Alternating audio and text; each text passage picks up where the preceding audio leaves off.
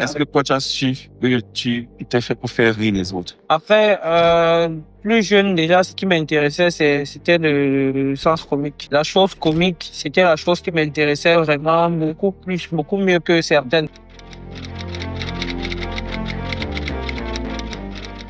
La dernière drôle amour qui es-tu? Quand tu es dans le comique, les gens te voient seulement comme ça. Oui, parce que le rire ne fait pas que du bien. Le rire peut également faire du mal, tu vois.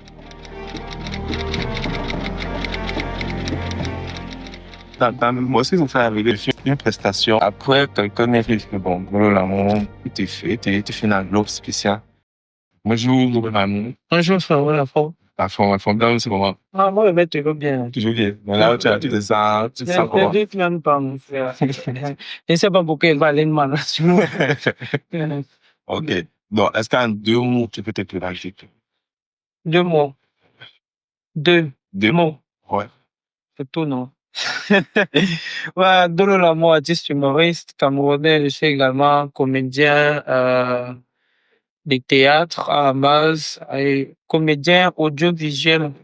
Je suis devenu comédien audiovisuel, peut-être un peu acteur de cinéma si je considère que les projets que j'ai faits étaient de vrais projets cinématographiques. Donc, je peux dire de moi que je suis quand même aussi un peu acteur de cinéma et promoteur du spectacle et tout ça. Sinon, profession principale, humoriste, stand-upper. Humoriste, c'est quoi l'humour? L'humour, c'est l'art de faire rire Là, de faire. par un ensemble de Ok. Fais-nous rire là, directement sur place. Tu viens de rire. Non, non, non, c'est pas. Tu vois, c'est aussi un autre moyen là-bas. Ok. Rire pour faire rire, du moins, il y a tellement de stratégies pour faire rire. Mais est-ce qu'on se forme pour être humoriste? Mais Oui, est-ce qu'on a les ben, les deux sont possibles. 200 pour ça? Oui, Donc, je peux mais me rien former. n'exclut l'autre.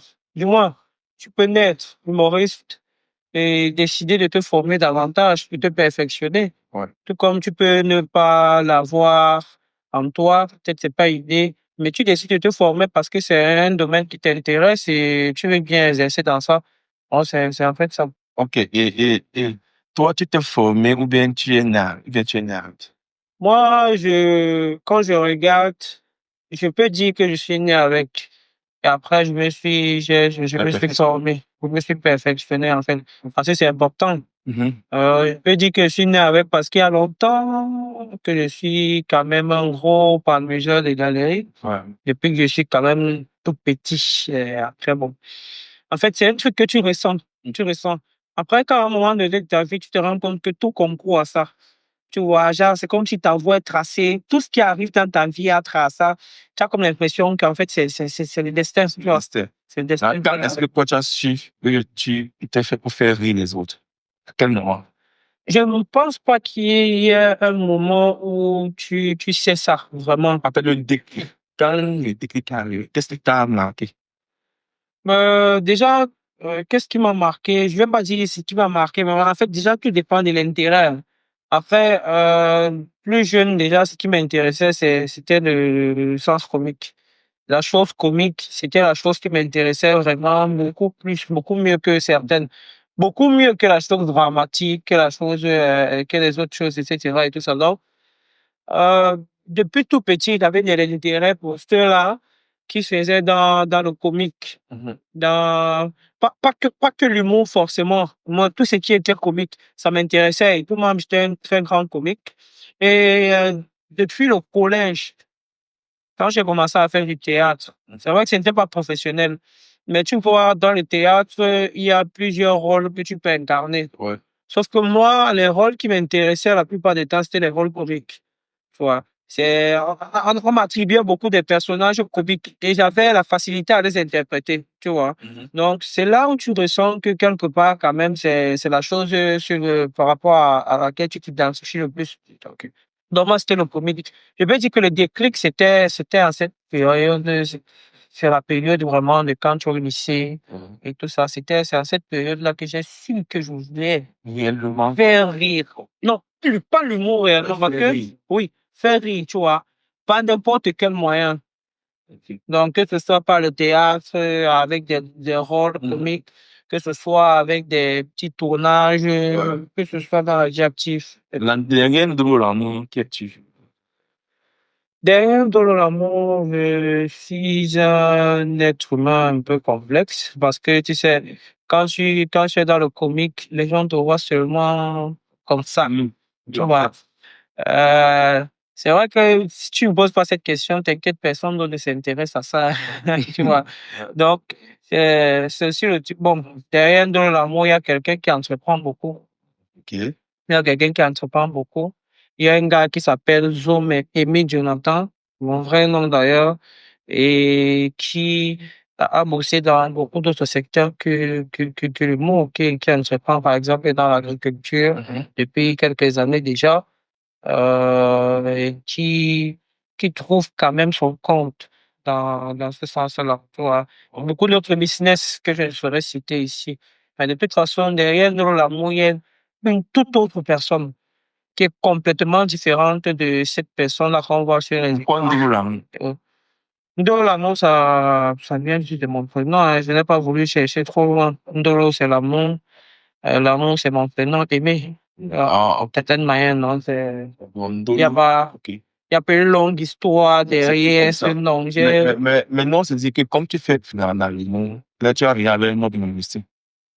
Est-ce qu'on attend Ndolo Lamont, ce type que tu fais dans, je sais pas, l'étude de l'amour, ça? Oui, en fait, quand on entend Ndolo l'amour, on ne pense pas On passe directement pas à de... un humoriste. C'est clair. Ça, je sais, c'est pour ça qu'il fallait également se démarquer. Il fallait un Ndolo l'amour qui roule quand même bien sa bourse. Ouais. Un Ndolo l'amour qui est quand même assez bien connu dans le secteur de l'humour. Qu'on sache que, bon, voilà, le Ndolo l'amour aussi particulièrement, lui, c'est un humoriste. Et c'est pas forcément qu'il fait de l'amour dans son humour, mais c'est qu'il fait juste de l'amour. Il a simplement décidé de s'appeler Ndolo l'amour. Quelles sont les blessures qui nourrissent ton... Des les blessures, blessures les qui frustrations? correspondent à des frustrations. Euh, en 2019, je participe à, du moins, je cite cette expérience-là parce que c'est elle qui m'a vraiment marqué et m'a boosté de certaine manière. Après, le reste, c'était des choses qui arrivaient naturellement, qui peuvent arriver dans la carrière de n'importe quel artiste.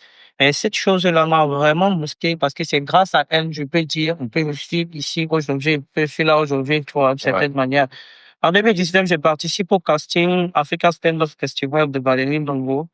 Je suis retenu au casting avec plusieurs autres, Arthur Paille, que vous connaissez bien forcément, Simon Tour et autres, Arrache Flo. Pour vous dire qu'on se connaît quand même depuis 2019 au Charbon, tu vois. On participe avec plusieurs autres, bien sûr. Nous sommes retenus casting, mais nous sommes retenus à la formation. Nous ne sommes pas forcément retenus sur le fait on va jouer pendant le festival parce que il fallait être retenu au casting, faire une formation et après la formation, l'issue de la formation, il y avait une autre forme de casting, c'est-à-dire il fallait prendre les meilleurs, ceux qui se font vraiment et tout ça. Et puis c'est ceux-là qui allaient jouer au festival de l'année. Voilà, c'était en 2019. Ce qui se passe, c'est que je suis retenu au casting, je suis retenu à la formation, je me forme plutôt bien. Je bosse, je charbonne, je fais ce qu'il y a à faire. Je suis les recommandations, je m'applique dans l'écriture, l'interprétation des textes comiques et tout ça, ce qui constitue le stand-up en temps réel, tu vois. Et après la formation, quand on fait notre casting là, le casting décisif même, l'évaluation décisive, je ne suis pas retenu. Je suis pas seul, je suis pas retenu avec beaucoup d'autres, Simon Toué, Arthur Paille et autres. Nous ne sommes pas retenus. Alors, il y a quelques personnes qui sont retenues et tu sais, quand on retient quelqu'un, tu te dis, mais est-ce que lui il fait que moi, tu vois, on peut pas faire. Et tu vois, moi, quand j'ai regardé, ouais, j'étais assis comme ça, je me disais, mais attends, je suis plus compétent que ce gars. Ouais. Pourquoi lui il est retenu pour moi, tu vois? Les gars, on organise un festival, les gars vont, ils sont calés, tout ça. Ils vont prester, ils vont passer à l'émission sur Canal, puis c'est tout ça. C'est une scène comme convoitée, donc forcément, tu as mal de savoir que tu n'es pas retenu à ça. C'est une scène très importante pour la carrière. Parce que, d'une certaine manière, C'est après cette scène-là que moi, j'ai commencé à compter ma carrière professionnelle. Ok. Tu vois. Sinon, je faisais déjà des trucs depuis, mais c'est là, c'est quand tu commences à faire la scène professionnelle que tu commences à compter ta carrière professionnelle. Tu vois. Ok. Non, moi, je suis pas retenu. Vraiment, c'était une grosse frustration. C'est une grosse blessure s'il faut aller dans ton sens. C'est vraiment quelque chose qui... Parce que je me suis dit, mais attends, Et après ça, qu'est-ce que tu as fait pour revenir sur la scène? bon, c'est pas comme si j'étais déjà parti de la scène. J'étais toujours là, j'étais dans l'environnement, tu vois, mais je ne faisais pas partie des personnes principales, tu vois. Donc, j'ai essayé de m'intégrer quand même, de trouver une petite place parce que, par exemple, ce jour, pendant le festival, nous, on chauffait la salle. Quand on dit on chauffait la salle, ça veut dire, avant que l'émission ne commence, nous, on est là, c'est nous qui venons, on arrive là, on fait des blagues et tout ça. On chauffe le public qui se prépare à recevoir les principaux, tu vois. C'était une petite expérience. C'est vrai que c'était pas l'objectif, mais j'étais quand même sur cette scène-là, tu vois, sans être personne principale. C'était déjà quelque chose, tu vois. Et puis, j'avais des promesses dans des quêtes par rose. L'année prochaine, tu seras ici. Là, l'année, tu vois, tu peux quoi te dire et tout. C'est ce que j'ai fait. Quand on est dans le milieu, qu'on fait des prestations théâtrales, et que par exemple, je sais pas, en fait, et que par exemple, quand tu fais ça, je suppose que tu as un temps de préparation, tu te prépares en avance. Comment est-ce que la préparation se passe? Tu te places devant, est-ce que tu te places devant seul? Tu commences à anticiper ton speech? C'est-à-dire, moi, avant la scène. Toi, avant la scène. Moi, avant la scène, bon, si on parle de moi, parce que chacun a sa manière de toute façon, chaque artiste, même le plus grand artiste au monde, ressent du stress avant de monter sur scène. Okay. Le stress est normal parce que tu as le souci de bien faire. Toi. Toute personne qui a le souci de bien faire quelque chose a forcément le stress. Si tu ne stresses pas, c'est compliqué. Tu vois un peu. Si tu ne stresses pas, c'est que tu es peu humain. Maintenant, chacun a sa manière à lui d'exprimer et de gérer son stress pour un peu. Moi, et puis, toute chose, s'il faut qu'elle soit grande, elle nécessite une préparation. Déjà, le stand-up, c'est tout un canevas. Il faut avoir l'idée, il faut essayer de l'améliorer en utilisant déjà ton inspiration, parce que l'inspiration ne vient pas à tout le monde de la même manière. Il faut essayer de manager ton inspiration, de voir comment tu vas l'organiser, de voir comment tu vas commencer l'écriture de ton texte, tenir compte des procédés humoristiques, tenir compte de tout ce qui concerne l'art de l'écriture et tout ça. Et le plus difficile, c'est de venir interpréter ces textes-là parce que comme il y a des techniques d'écriture, c'est comme ça qu'il y a des techniques d'interprétation. Tu vois. Il faut maîtriser les deux pour avoir la prestation que tu veux, la meilleure prestation, la prestation parfaite. On est souvent un bon humoriste, c'est aussi un bon acteur. Oui. Parce qu'en fait, il doit incarner le personnage qui preste. Oui, bien sûr. C'est souvent ce que les gens n'arrivent pas à faire. Tu vois. Aujourd'hui, par exemple, au Cameroun, on a un gros problème. Hein. Les gens n'arrivent pas à faire la différence entre comédien et humoriste. C'est pas la même chose. Bon, ça, c'est aujourd'hui. Alors, l'humoriste, c'est celui-là qui a la capacité de créer un univers avec des personnages lui-même, qui va interpréter lui-même. Tu vois un peu. Par contre, le comédien interprète un rôle, tu vois, il interprète un rôle qu'il n'a pas forcément écrit lui-même. Dans le sens de la comédie, à la plupart du temps, un scénariste. Il y a peut-être un scénariste qui écrit les scènes et tout ça.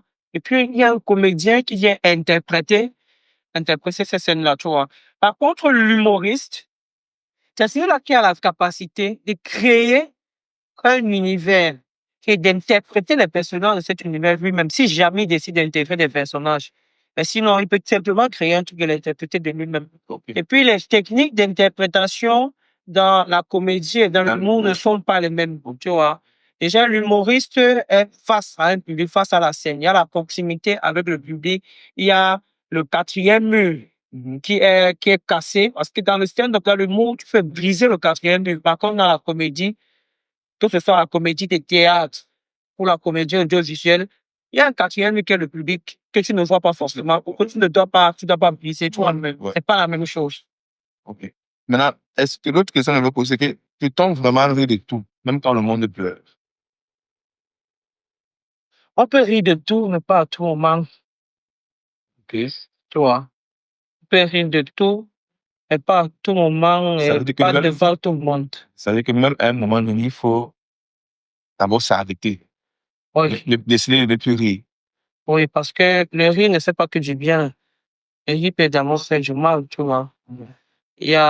Ça dépend vraiment de comment est-ce que de quoi il s'agit et tout ça.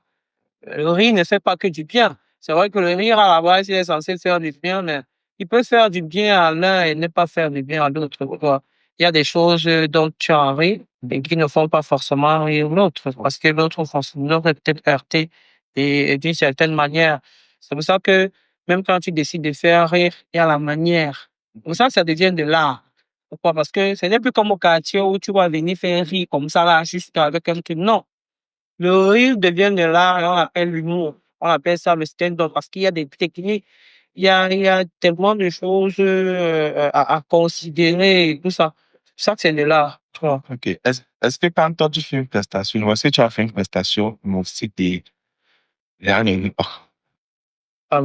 alors, chaque fois que tu fais une prestation, on est toujours. Oui, tout le monde ne va pas forcément rire avec la même fréquence. Tout le monde ne va pas forcément rire des mêmes blagues. Ouais. Tout le monde ne va pas forcément comprendre déjà la blague pour en rire. Du coup, de toute façon, ça rigole toujours, tu vois. Jusqu'ici, dans ma carrière, j'ai pas encore fait de beat. J'ai pas encore fait de photo. Pas que pour tout. Ouais. Mais ça veut dire que chaque fois que tu fais une prestation, on a toujours bien. Je sais pas s'il fait 10 jours, mais jusqu'ici, à chaque fois que j'ai fait cette station, On arrive. on a rigolé, on a toujours, tu vois. Voilà, c'est vrai. Maintenant, l'humour est-il une échappatoire ou un outil de guérison collective? Ça veut dire, j'explique. Bon, sinon, je comprends. Ok, ouais. Bon, sauf si tu as une explication. Non, vas-y, vas-y. Ok. Pour moi, les deux. Les deux. Dans quelle mesure? L'humour peut être une échappatoire, du moins, dépendant de si il faut parler de l'artiste, tu vois. Il y en a qui font l'humour parce qu'ils ne veulent juste pas pleurer.